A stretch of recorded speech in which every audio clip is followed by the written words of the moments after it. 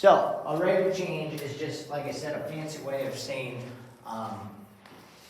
slope, okay? So again, instead of talking about actual ordered pairs like we did yesterday, now they're talking about specific quantities.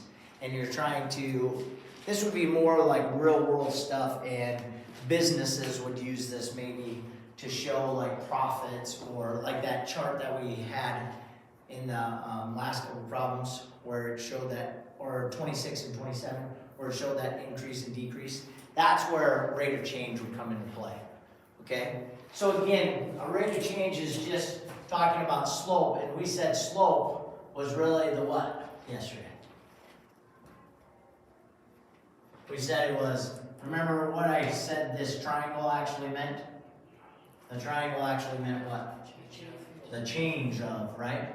So the change of the y's, which is just saying I'm going to subtract the y's over the change of the x's. All right, so they're going to use this a little bit more.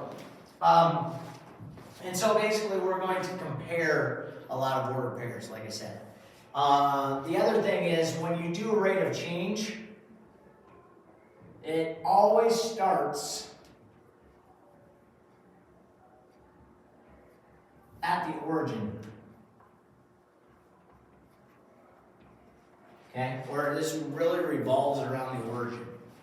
And when we say the origin, it's a what?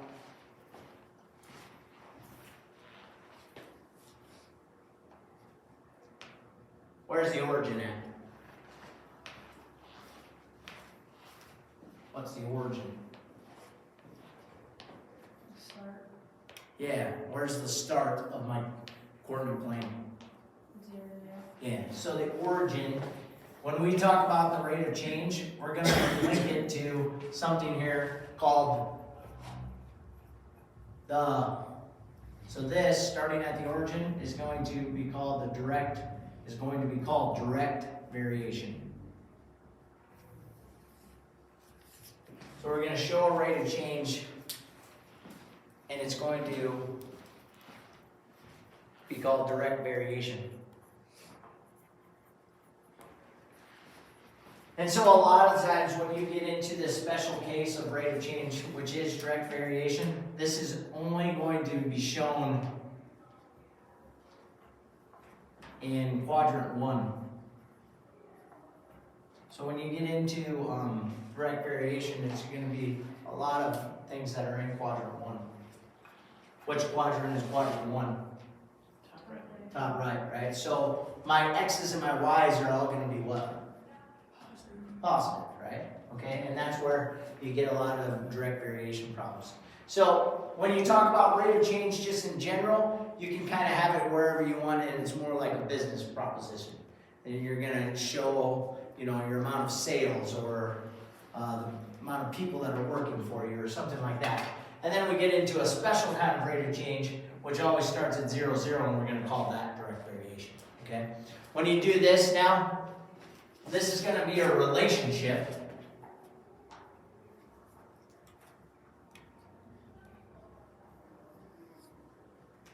of, and basically they say this. So a relationship as x increases, what should my y's do? Well, my y's typically, if x increases, my y's usually increase. And if this happens in direct variation, you think about your coordinate plane, so that's my quadrant 1. If my x's increase, so as my x's go up, my y's are going to go up too, and my direct variation will look something like that, right? As my x's go up, sometimes my y's go down. So this could also say, as my x's increase, my y's decrease. Then you would have basically something that would go this way. And so this one would show as x increases, your y's decrease. So you can have it in either way, but most of the time in direct variation, it's always going to be in that quadrant 1. Okay? And the thing that changes here a little bit is how they represent M, or my slope. All right, so when we're talking about direct variation, and this is only true when we're talking about direct variation, it's going to be shown, again, by a constant, and that constant is the letter K. So in this one, instead of having M as your rate of change or your slope, K is going to takes the place of M.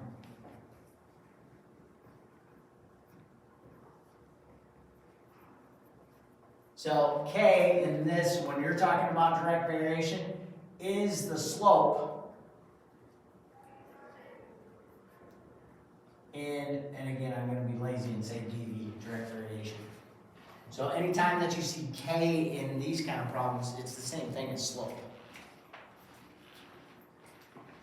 And we're going to have a simple formula. So direct variation has a simple formula, which is simply y equals kx. And again, my K is the slope. So basically, you're going to be given this information, and you're going to try to figure out what that K is in your equation. And a lot of times, when they do these problems, they're going to say y varies directly with x.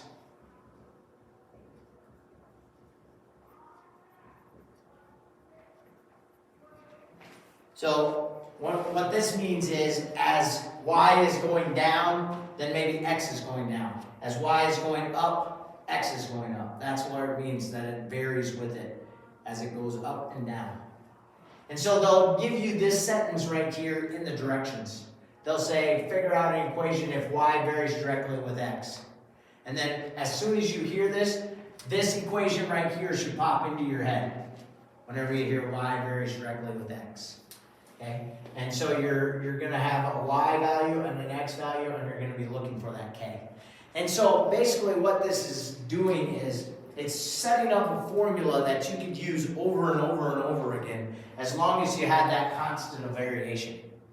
And then, so year in, year out, if you had basically the same chart that you were looking at for your business through certain months or whatever, you could come back to the same formula and then stick it back into your information back into that same formula.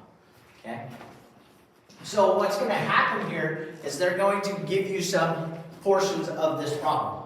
So again, this right here is going to be in the directions, and then they're going to say y is equal to 6 and x is equal to 54.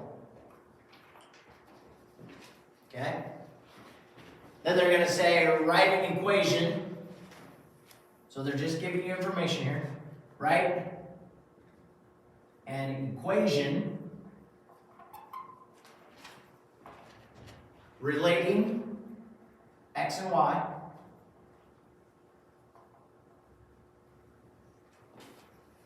then find k.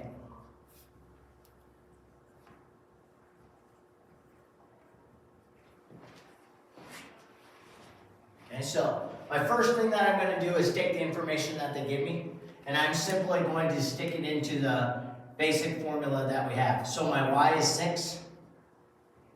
I don't know what k is, and my x is 54. Well, what does kx really mean? Multiplying, right? So I had to have 54 right here. Okay, and so then this would be my basic formula. So write an equation relating to that, that's my equation. And now how would I find k? How do I get k all by itself in this problem? Divide by 54. I'm going to divide by 54 on both sides. Whatever I do to one side, I got to do the other side. My 54s cancel out. So k is equal to 6 over 54, or what? Can I take 6 into 54? How many times? 9. So my k equals 1/9, or my m, or my slope equals 1/9. So if you think about this, what we talked about yesterday, what would my slope look like on my graph? Would it be really steep or really shallow? Really shallow, right? So if this was a business, where would we see a really gradual slope like that? What instance would you think about in business that happening?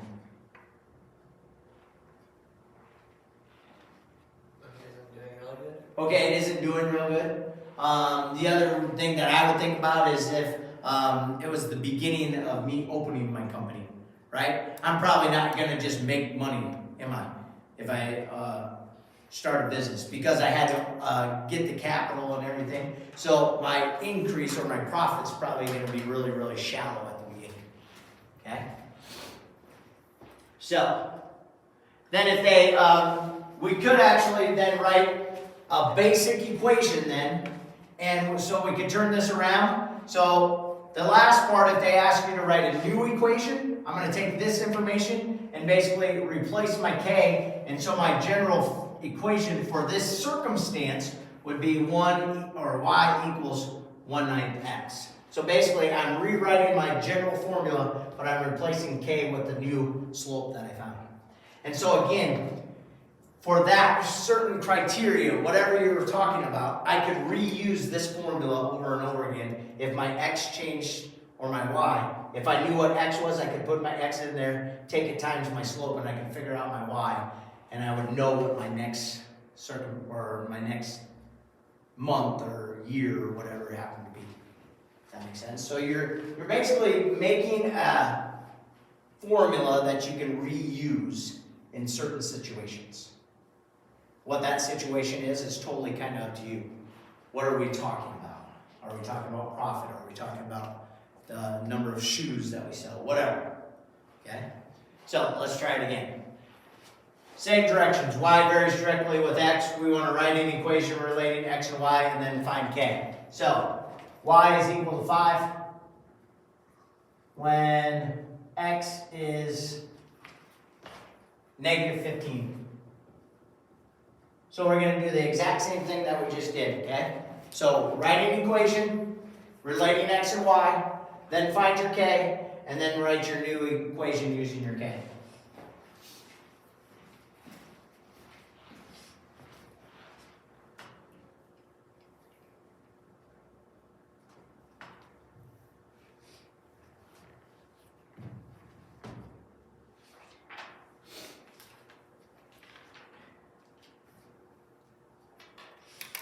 And then when you're done with this, turn to page 395, please.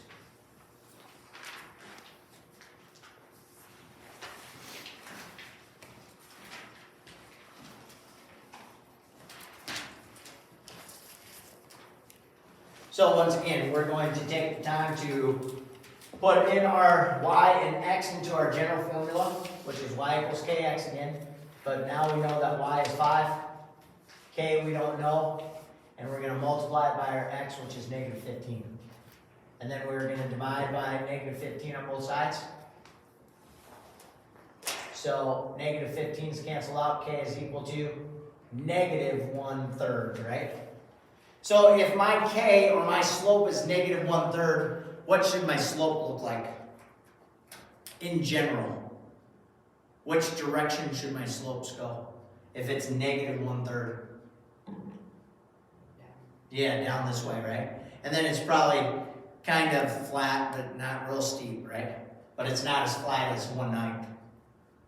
But it's going to go this way. The first one would have went up this way, right? Sorry, this way. Or that way. This one's going to go down this way, right? Now, what you come up with for our formula, if we then put it back in here, we get what?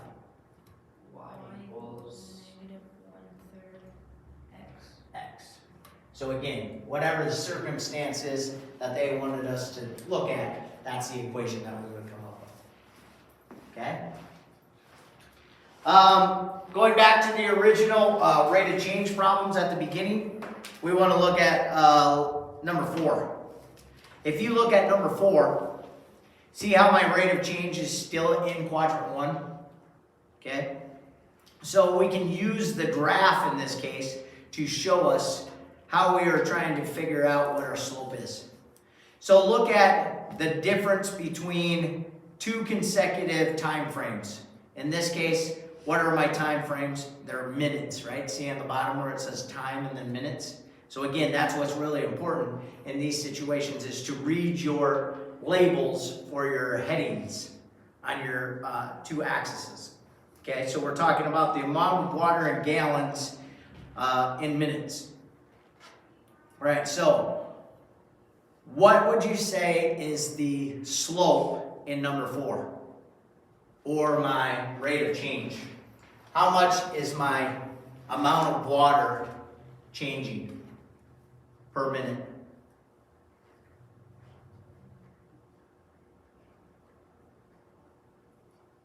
What do you think? So do you understand what I was asking there? So on the left-hand side, see where it says the amount of water in gallons? How much does it go down if I follow that blue line? Down by 5. It goes down by 5, right? So if it goes down by 5 every single time, is it down by 5 per minute? Absolutely, right? So if we say down by 5 per minute, how do I show that as a slope? K would be equal to what? How do you say down by 5? If you're going down, is it a positive or a negative slope? Negative. So it's -5 and then 1 because it's 1 minute. So the 5 was my y, right? It's going up and down by 5, but down in this case, and then over 1 every single time. So my k in that situation is -5/1. So basically, we could come to the conclusion that if this was consistent, which it seemed to be, after how many minutes are we going to have no water? 7 minutes, right? Okay. In number 5, notice here on my table, they say the x is 0, 1, 2, 3, and they're saying time is in H, so I'm guessing that's hours, right? And then wage per dollars. So we're talking about money you make per hour. So if my y's are 0, 12, 24, and 36, and my x's are 0, 1, 2, and 3, what would you say my slope is? What is the change of the y's between each intersection? How much does my y change? 12. By 12, right? Now, would you say it's a positive 12 or a negative 12 in this situation? Positive. It's a positive one. And then what is my change in the x's? 1, right? So basically they're saying we get for every dollar or every hour we're going to make $12. So then if we know that after 3 hours, how much money do we make? 36. So basically we would say that the y is equal to 12x. And so if I worked 8 hours, right, my hours were the x's. If I worked 8 hours and I'm making 12, my slope is 12, which is the amount per hour. How much do I make after that amount? 96. So after 8 hours, $96 is what I make. So if you looked at, they didn't give us a graph here, but my graph should gradually go up and up and up, right? As I work more hours, hopefully, always I can make more money. If we work more hours and don't make more money, we're probably not going to stay at that job very long. Know what I'm saying? Okay, so it's more of just putting all the concepts that we kind of talked about yesterday into real world situations. All right, and then being able to relate that to a chart or a graph, and then being able to set up and make your own formula. So again, don't get like real worked up on this section. This is a really kind of introduction to direct variation, but it'll be good for you for next year. Okay? Questions? Tomorrow we'll come back and I believe we get to start to graph. Or show you another form of graph.